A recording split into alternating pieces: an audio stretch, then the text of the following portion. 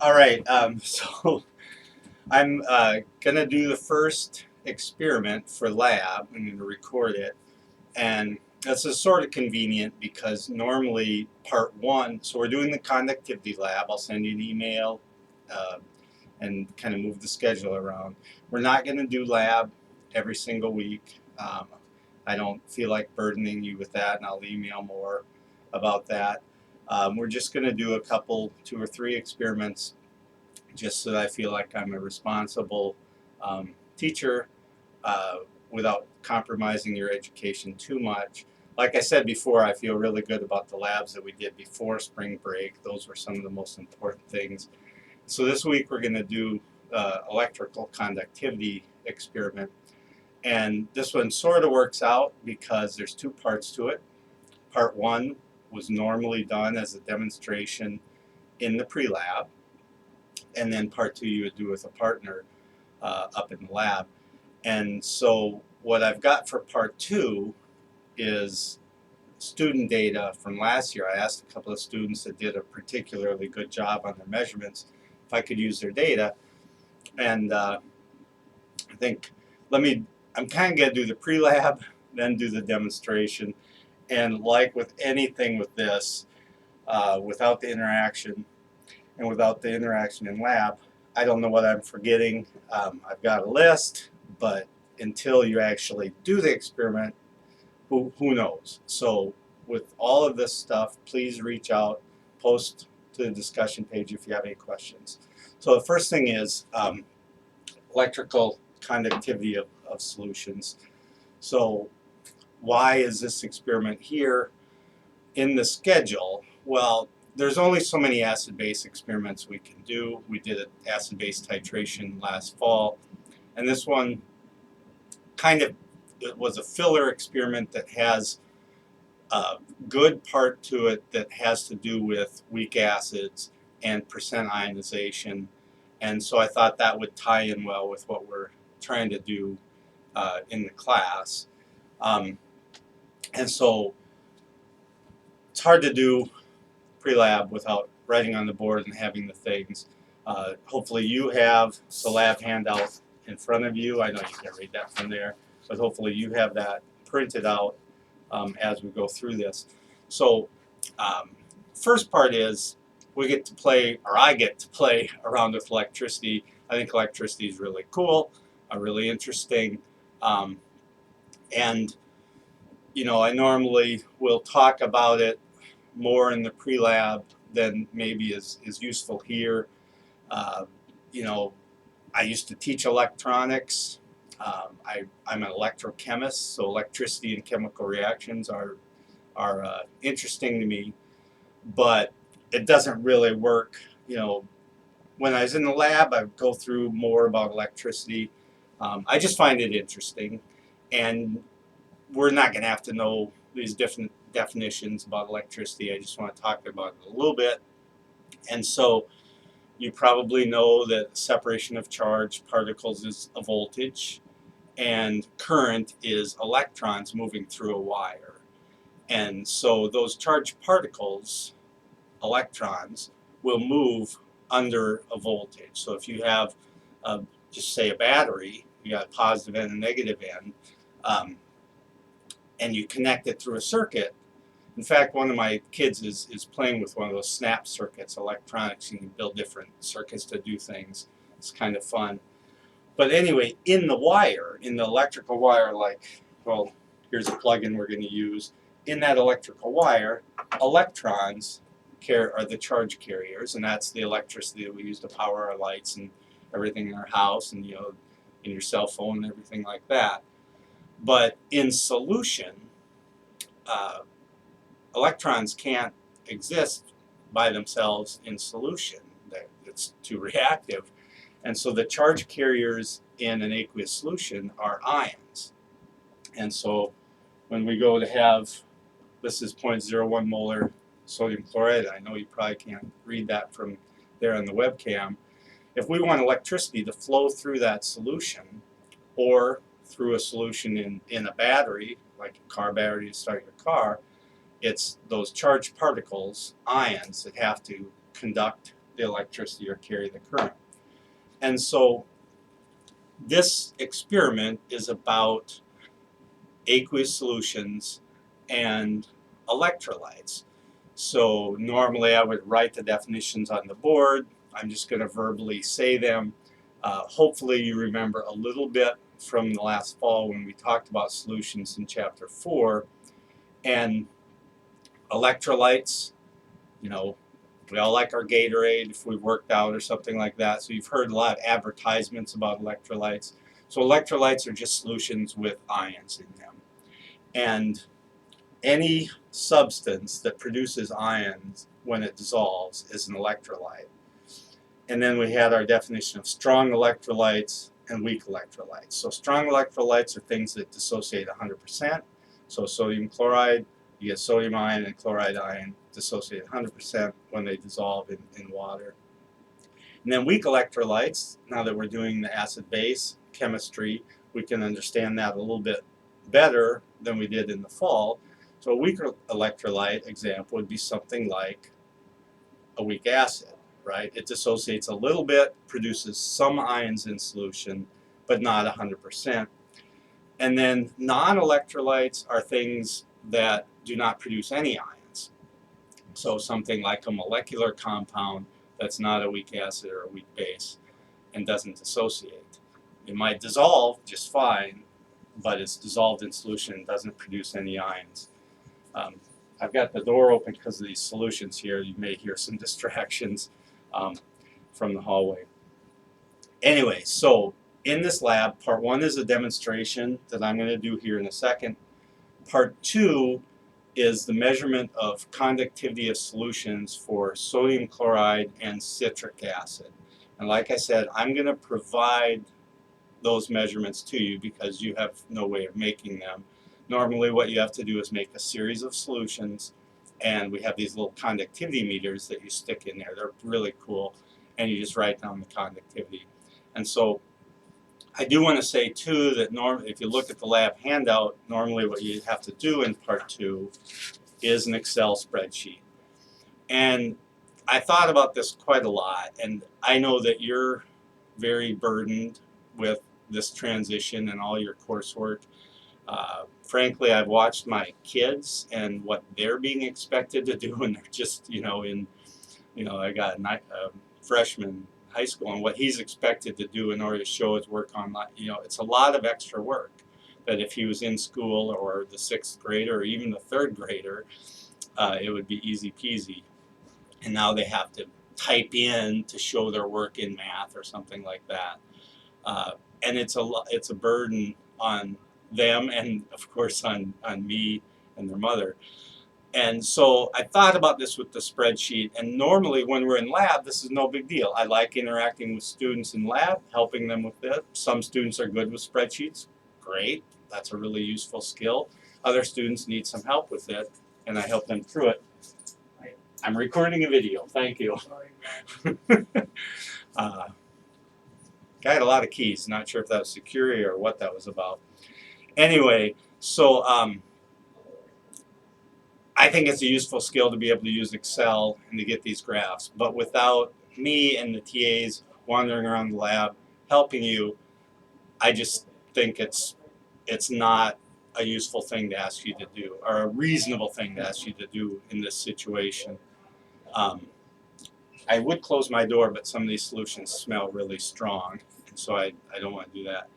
Anyway, so I've decided to just provide the graph that the students last year had gotten. I graphed their data, and I'll update that and put that into website so you can see it, and you'll just have to interpret it and answer the questions about it. So that's for part 2. So I realize this means you're just observing, and to me the purpose of labs is your hands-on experience, but we can't really do that. So this is what I came up with. Hopefully you're not, I'm disappointed, but I want to keep the burden on you to a minimum and only do things that are going to actually help you learn a little bit and not just cause extra frustration that you certainly don't need. And anyway, so that's my plan, and I will post that actually in the WebAssign report for part 2, and then you'll just answer the questions about it. So now part 1, the demonstration. Get rid of this and go back to page 1. So here's the idea, and I love this stuff because I love electricity. We've got a little jury-rigged device here, right? So this is an incandescent light bulb. What incandescent light bulbs do is there's a little filament, so we run electricity through it. We've taken this plug in, and well, you can see it there. We've split the wires on the plug-in, the positive and negative sides, and connected them to these copper sheets of metal. And those are then connected to the light bulb. And so if we touch these together, if it's plugged in, you're going to get that full electrical current going through it. And the way an incandescent light bulb works is basically just a resistor in there. It resists the flow of current, and it gets hot because of that resistance. You maybe in physics talked about the power from resistance, the IR. Anyway, so when that happens, it gets hot and it glows, and you get light emitted from it. It's basically like a black body emitter, if they talk about that in your physics classes. So in the case of testing these solutions, if we dunk this into the solutions, it will tell us the concentration of ions in the solutions. Not a nice digital number like the devices we use in the lab for part 2, but it'll tell us by how bright the light gets. Right? So if there's more ions, it's going to conduct more electricity, and the light bulb will light up more. If there's fewer ions, the light bulb will be dimmer. And this requires me to think, right? Because I don't want to electrocute myself. I'm going to have to plug this in. And I have no idea how this is going to work, because normally in the lab we turn off the light. So I'm going to have to turn out the light as well.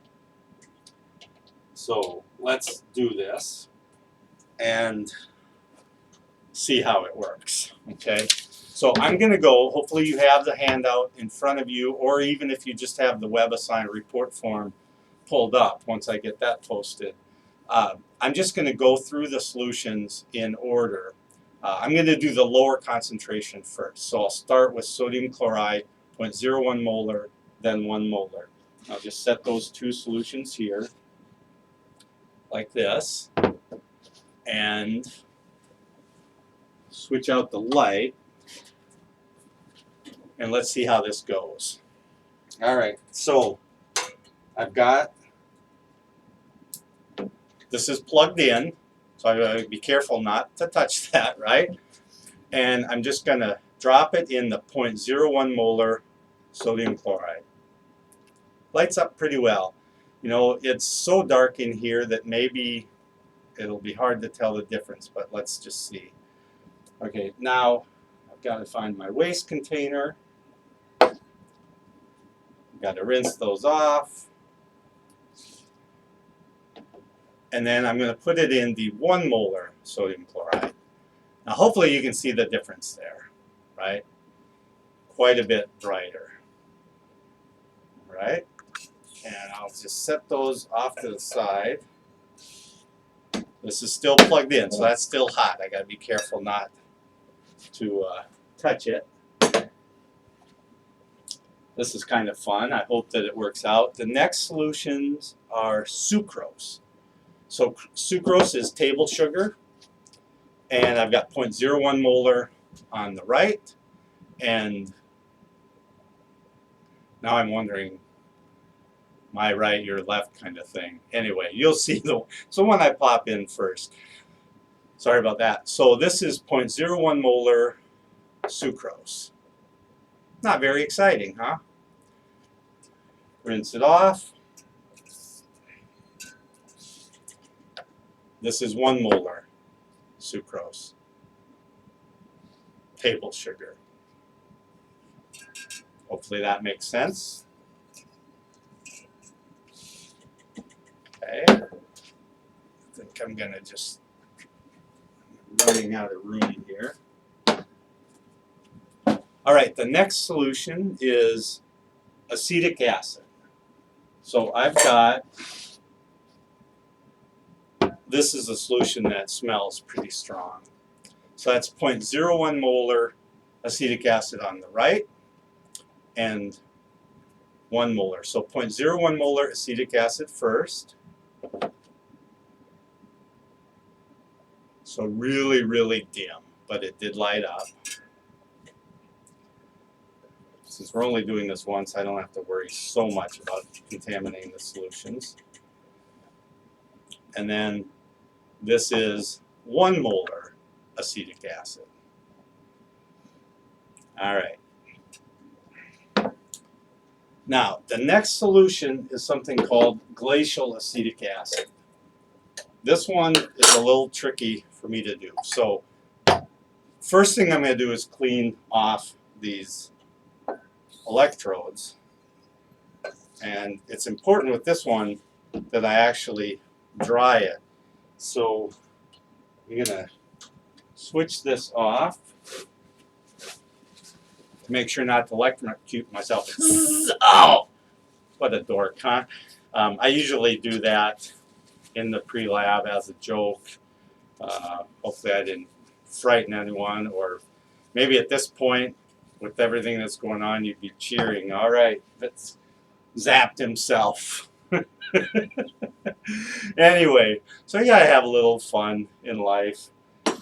So now the glacial acetic acid, this stuff is extremely dangerous. I think it's more dangerous than a concentrated strong acid because it will actually burn. I'm not going to light it on fire or anything. But the smell, if you were here, the smell is unbelievable. It's very strong. And so let me flip this back on and drop it in. Now that's really interesting. So you saw what, I'm going to back up a little. You saw what the 0.01 molar acetic acid looked like. You saw what the 1 molar acetic acid looked like. This is now 100% acetic acid. It's called glacial acetic acid, 100%. That means there's no water there. So what you have to think about is, why is that? What's going on? Why is there no conductivity for that one? All right, now give me a second. I've got to get this out of the room because I'm not going to be able to.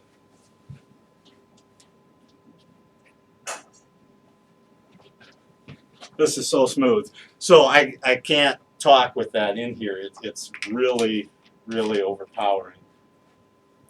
And so now, so think about why that would be the case when you go to 100% acetic acid, no water there at all. Okay. So now, where am I at? We've done sodium chloride, we've done sucrose, we've done acetic acid and glacial acetic acid. Now we're on distilled water and tap water. This is vermilion tap water. So distilled water first. I already rinsed this. Make sure it's still on. Yep. All right, so that distilled water, this is actually deionized water, I believe. It's our purest water we can get, and from the NanoPure system. So it's down to very, very, very low concentration of impurities. And then this is vermilion tap water. So that's kind of interesting, huh? Vermilion tap water. Let me go back and find, this is, I'm not going to worry about cross-contamination now. So this is vermilion tap water. This is 0.01 molar sodium chloride. 0.01 molar vermilion tap water. Cool, huh?